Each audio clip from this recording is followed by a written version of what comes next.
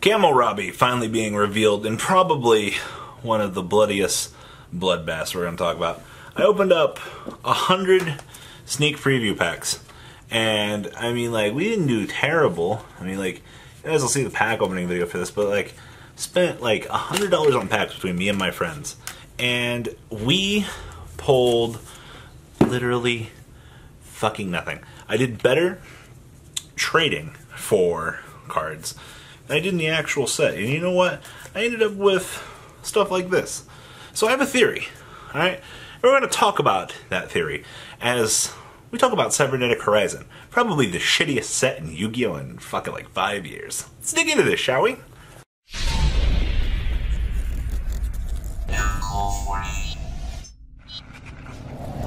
Alright, so Camel Robbie serves a purpose for this video, and it is, did Konami design the Danger archetype and make them secret rares because they knew that Cybernetic Horizon was going to be a shit set?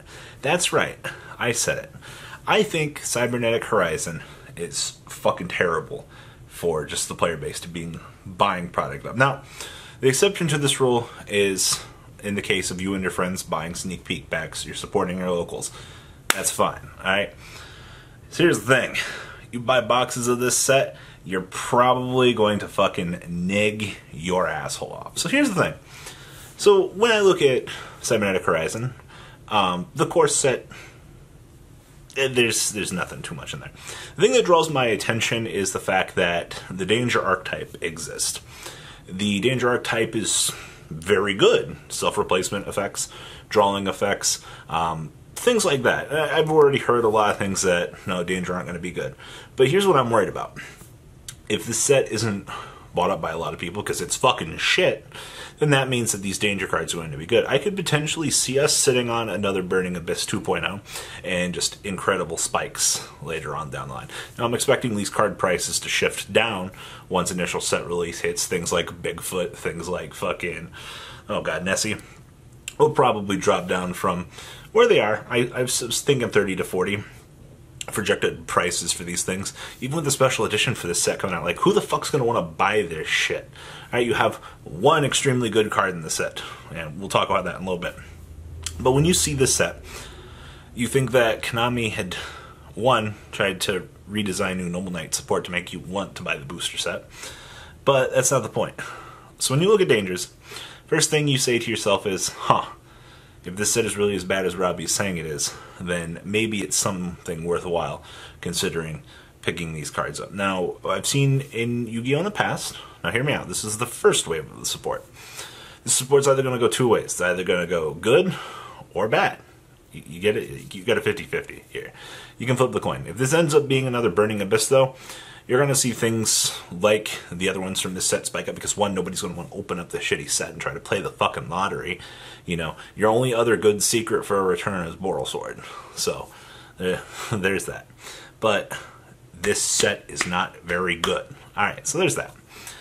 So just in terms of generalized set design and things like that, the core set is... So, your big money card in the set is Boral Sword. Now, everybody saw this fucking coming. Like, you had to be blind to not see this coming or not play the Yu-Gi-Oh! Trading card game. I honestly hope that you're not actually blind, but let's be real here for a second. Boral Sword holding this 60+ price tag, is that going to be a thing? I don't think it's going to hold the price tag for very long. I think the card will settle back down to $50. Now the problem with this set is it does have two other good secret rares. So on the principle of that, unlike sets that had evenly matched and Borreload as like the good things, you know, this set will probably maintain those decent prices, much like Ceruja, Borreload, Firewall, the predecessors. So if you're thinking that you're going to get a Boral Sword for much cheaper, not gonna happen, alright? Like, the card will remain the money card in the set. Now, for an archetype like Dangerous to be floating around in the set, it does give the set an estimated value. Now, if every other card in the set just sucks like the Noble Knights do until they get a Megaton reprint later on down the line, you know, it does beg the question of, why are we buying the set? Why are we why are we not buying singles? Like, what was the big lure on this set? So actually the first thing that comes to my mind when I look at this set is actually Crusadia. So for those of you that don't know, Crusadia was like the super fun archetype, and Konami was extremely nice to us, by the way. They printed all of this as super easy to get. I think you could have bought a deck base for like $7 off of Yu-Gi-Oh! Singles for this. Like, you can have the whole deck. The deck is not good by any stretch of the imagination. Using the, what is it, the water chick? Crusadia Arboreal, this thing? Yeah, this thing has the ability to grant you the ability to climb links, which is cool. But once again, one of the main lures of the set is common. Now, it's interesting because we've now shifted priorities here. We've gotten easier to get themes like Crusadia and their budget. Like, besides a couple of ultra rares and things like that, like, it seems like these core set values have been easier to get. Like, budget players finally have a successful set to grab to make their lives easier, which is absolutely wonderful. I support that 100%. Like, cheaper Yu-Gi-Oh! Is better Yu-Gi-Oh! But, you know, we've shifted into the meta players want the staples, so things like Boral Sword are going to be secret rares.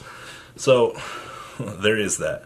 The set did give us probably the biggest missing piece that we were needing to the meta besides Boral Sword, which was, you know, Hayate. Hayate fixing a lot of the Sky Striker problems that we've been seeing as of late, granting us consistency, allowing the deck to basically play going second now, which is wonderful. I mean, it's good, but once again, she's a lower rarity, and it was fine because the way that they designed the Sky Striker set, you know, engages Widow Anchors were the go-to cards.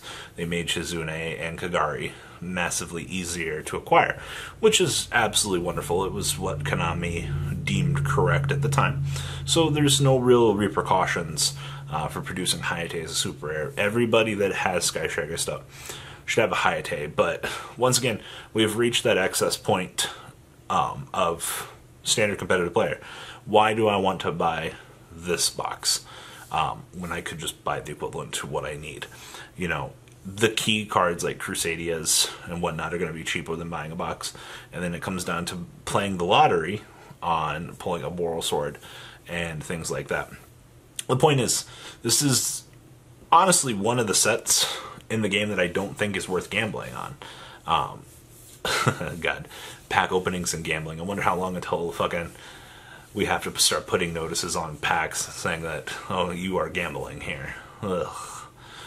I really hope that doesn't come with the times. But the mild long run here, this set's a pile of shit.